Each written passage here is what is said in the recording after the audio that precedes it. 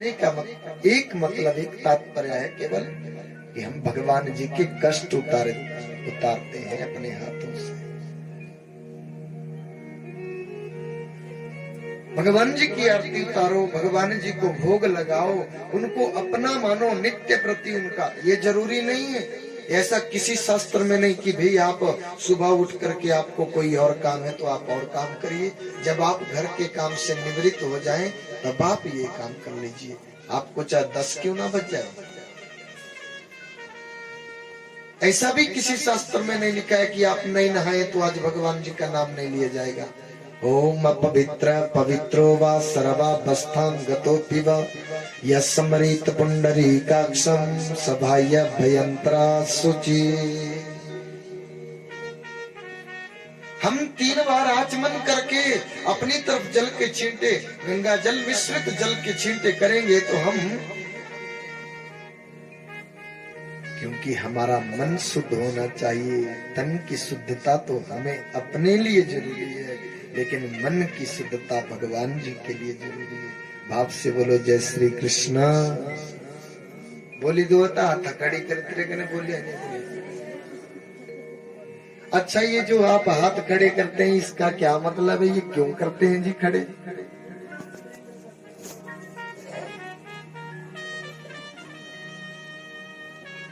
राधे राधे बुलाया जाता है, जय श्री कृष्ण, तो आप हाथ दोनों खड़े कर देते हैं, इसका क्या मतलब है?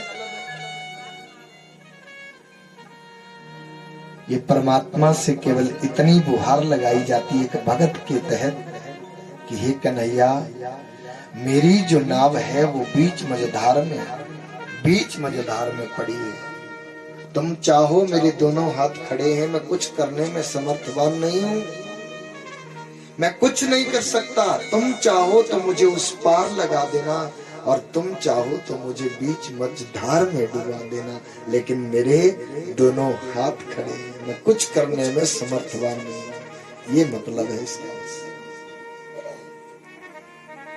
मैं कुछ नहीं कर पाता, जो भी कुछ कर पाते वो तुम्हारी केवल प्रेरणा है, केवल तुम्हारी प्रेरणा है। मेरा आपकी कृपा से सब काम हो रहा है, करते हो तुम कन्हैया, मेरा नाम हो रहा है। मेरा आपकी कृपा से सब काम हो रहा। बस केवल उनका शुक्रगुजार करेंगे हम। भगवान जी के दरबार में जाओ। हमने आपको बोलते बोलते आज चौथा दिन है कि भगवान जी के दरबार में जाओ तो झांकी देखिए भगवान जी की, भगवान जी के नए नक्श देखिए, भगवान जी की छवि को निहारिए।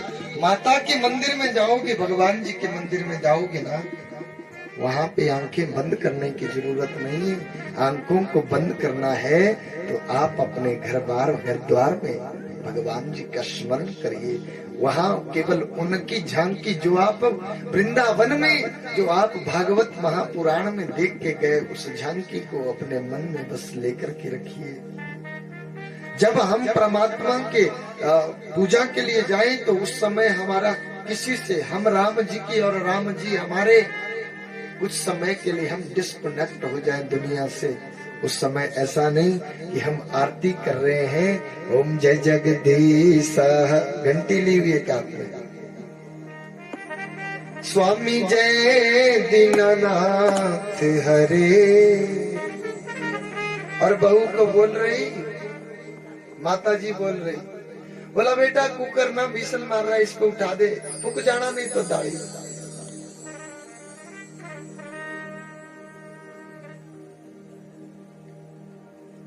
जब हम पूजा के लिए बैठे तो बस केवल हम परमात्मा के और परमात्मा हमारे। कथा हमने जीवन में बहुत सुनी, लेकिन कथा को सुनने के बाद अगर हमारे भीतर, हमारे में कोई बदलाव नहीं आया तो हमने कथा काहे सुनी बताओ? उस कथा को सुनने का कोई महत्व नहीं रह गया। भगवान जी की कथा श्रवण करो, हम वो करने की कोशिश करें जो हमें अच्छा लग जाए। पूरे दिन भर की कथा में जो बात हमें अच्छी लगे उसको आप पक्की गांठ बांध करके अपने घर ले जाओ और अपने जीवन में उतारो। हमारा कथा सुनाना सार्थक हो जाएगा, आपका सुनना सार्थक हो जाएगा। भगवान सुखदेव जी राजा परीक्षित को कथा सुनाते, बोला हे राजन सुनो,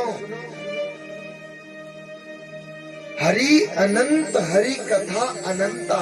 भगवान जी की कथा और भगवान जी की लीला का कोई पार नहीं पा सका।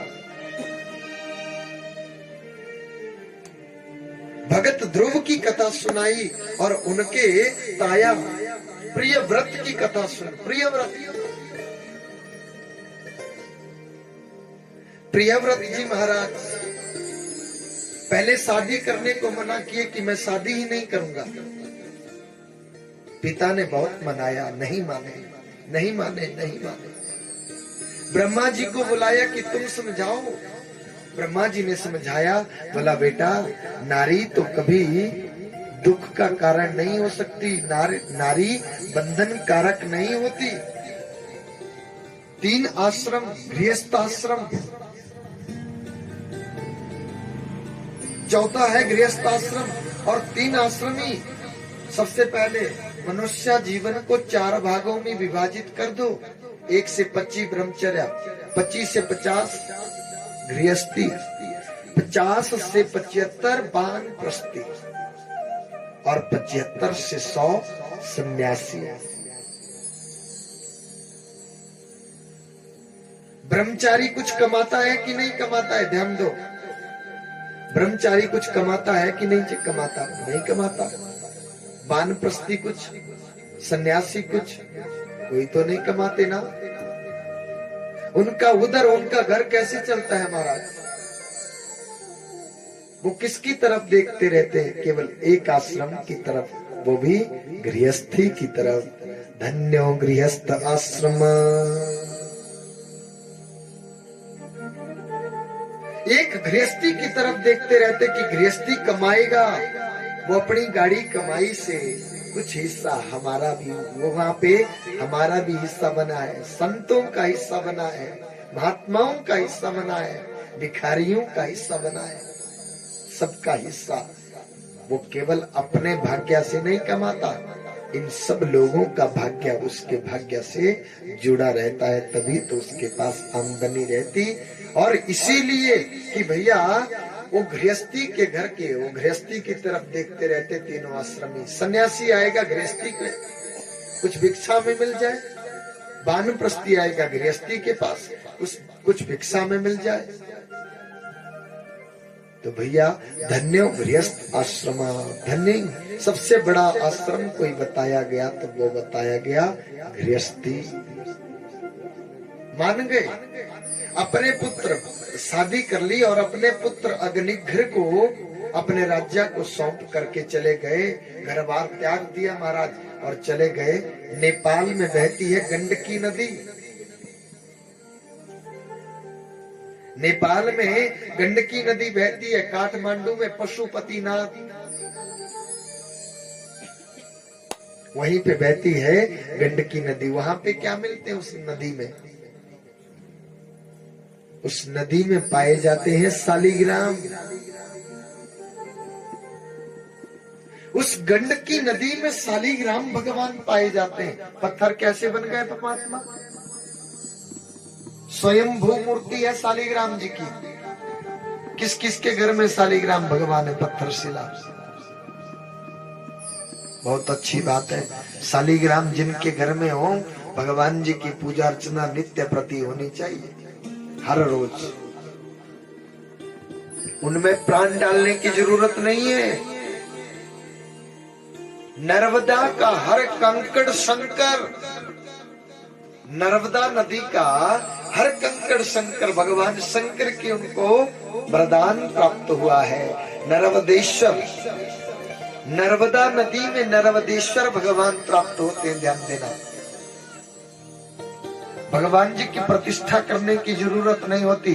और गंडकी नदी में भगवान शालिग्राम प्राप्त होते हैं। आज भी तुम जाइए उस कुंड में और घर से क्या ले जाइए, घर से तुलसी का पौधा ले जाइए। तुलसी का सूखा पौधा, मर्जी जैसा पौधा ले जाइए। आप उस कुंड में उस पौधे को डुबाइए। 35 फीट नीचे भी अगर शालिग्राम होंगे ना, शालिग्राम में क्या पाया जाता है? शालिग्राम भगवान में कौन सी धातु पाई जाती है? शालिग्राम भगवान में स्वर्ण धातु पाई जाती। सोना होता उसमें, उस शिला में। वहां के लोग तोड़ तोड़ करके उसको निकालते हैं। और पहले बुजुर्ग कहते थे ना कि काठमांडू में बहुत सोना बहुत सस्ता होता है ना। 4 धाम की यात्रा में कोई गया है?